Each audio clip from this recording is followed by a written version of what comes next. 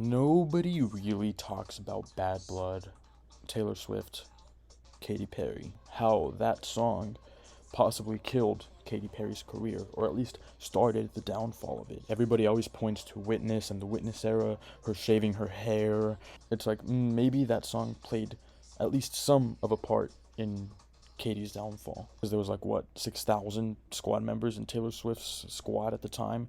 So if you were to associate with Katy Perry around that time, then you were practically shunned by, I don't think Taylor, but more so her fans, which were quite a lot. And so we see more of that nowadays. And then 2019 comes around. Taylor has her in her gay music video, and she is dressed up as a hamburger, and they hug and make up at the end. But the damage was already done, because this was when Katy was nearing her Smile era. So, from a business perspective, if you want to think about it that way, Katy was no longer a threat to Taylor Swift around this time. But if we were to go back to 2014 when Bad Blood came out, this diss track against Katy Perry, then, well, you can see maybe Katy was a threat to her around that time. Because this was when Roar came out. Dark Horse was, the big song of the year. But 2019, not so much, unfortunately. So then you cut to 2021 when there's a new star on the rise. Olivia Rodrigo. She did Driver's License. She was going viral on TikTok. Deja Vu, Good For You. It was hit after hit. So around the time Driver's License came out, and that went number one, Taylor Swift and Olivia Rodrigo had actually met up at some sort of event. Olivia or Taylor posted a picture of them together, and they were seemingly at least acquaintances at around that time. And Olivia was very much publicly a Swiftie. If you remember, if you followed Olivia around this time, her page was more so like a Taylor Swift fan page. She would like post videos of her dancing to Taylor Swift with Conan Gray. She would post, her cheering when Taylor Swift commented on one of her posts. Practically a Taylor Swift update account, essentially, kind of. But then Olivia inevitably started getting more and more successful. Sour came out, and slowly, and as Olivia was becoming more of her own artist, there was more sort of this distance between Taylor and herself, at least people noticed. Whereas before, Olivia, again, essentially was a Taylor fan page. Now, she doesn't even mention Taylor at all, nor has she attended any of her shows from the Eras Tour. But, to be on the contrary of this, there are like 1,000 Taylor Eras Tours left, so maybe she'll attend one in the coming days. But it's at this point where people really start to create this narrative that Taylor really stops associating with / promoting female pop stars that she deems to be competition. Being shady towards Taylor, saying that she's only hanging around Sabrina because she doesn't see Sabrina as a threat, and because Sabrina has this dynamic with Olivia, and that's why she's uplifting her, calling her like, sweet angel princess and all these things, because she wants to make it clear that she's not going to side with Olivia or invite her on tour anytime soon. One person wrote, Taylor Swift is using Sabrina Carpenter as a pawn to indirectly sabotage Olivia Rodrigo's career. So this move by Taylor and her team to hire Sabrina was definitely a big bomb within their rift. So again, very rarely now do they even associate with each other. This is me being devil's advocate here, but Olivia was like a Taylor fan page for the millionth time back then, right? So if you want to create your own brand, then you can't be a Taylor fan page Swiftie forever. You have to be your own person. So I think Olivia and Taylor are good. She's just creating her own brand, and it's working for her because she's doing fucking amazing, and Taylor's still doing amazing. So if that's what's happening, then it's very smart on both of their parts. But cut to now, Charli XCX practically owns this summer. 2024 has been very kind to Charli XCX, with Brat blowing up on TikTok, the new presidential candidate talking about it weirdly, but that's what's happening. And it's Charli XCX summer, very much so.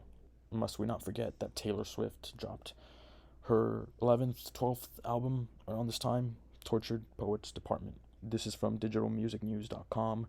The album has held strong at number 1 position on the Billboard 200 for 9 consecutive weeks. This is the Tortured Poets Department, to say nothing of the continued star power of her record-shattering Eras Tour.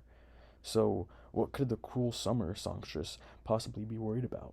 Yet to keep the album charting, Swift has dropped multiple variants of the record since its debut on April 19, and critics have noted that many of those variants have released just in time to block another singer from taking her crown. Swift is no stranger to this tactic, and neither is the broader music industry.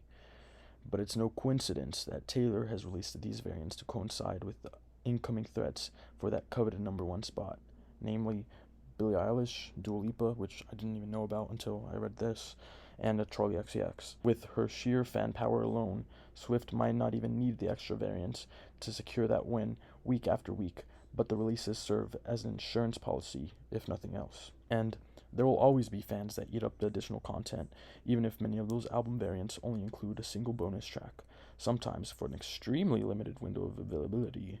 Many of those editions are budget-friendly at $5.99 for the digital release and $7.99 for the CDs.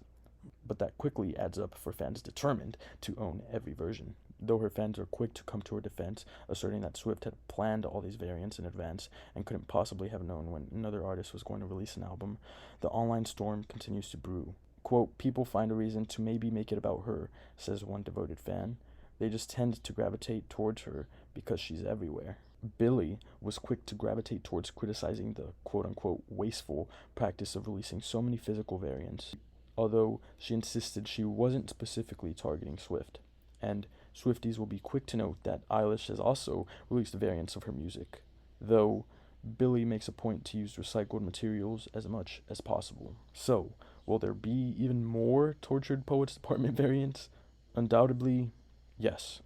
But whether they'll be released to coincide with yet another female artist's new album remains to be seen. So just being honest here, it is pretty weird that these releases sort of just seem to coincide coincidentally. From a business perspective though, this I think is smart because this is the music industry after all that Taylor, Charli XCX, Billie Eilish are in, and you have to play music industry games if you want to be part of the music industry.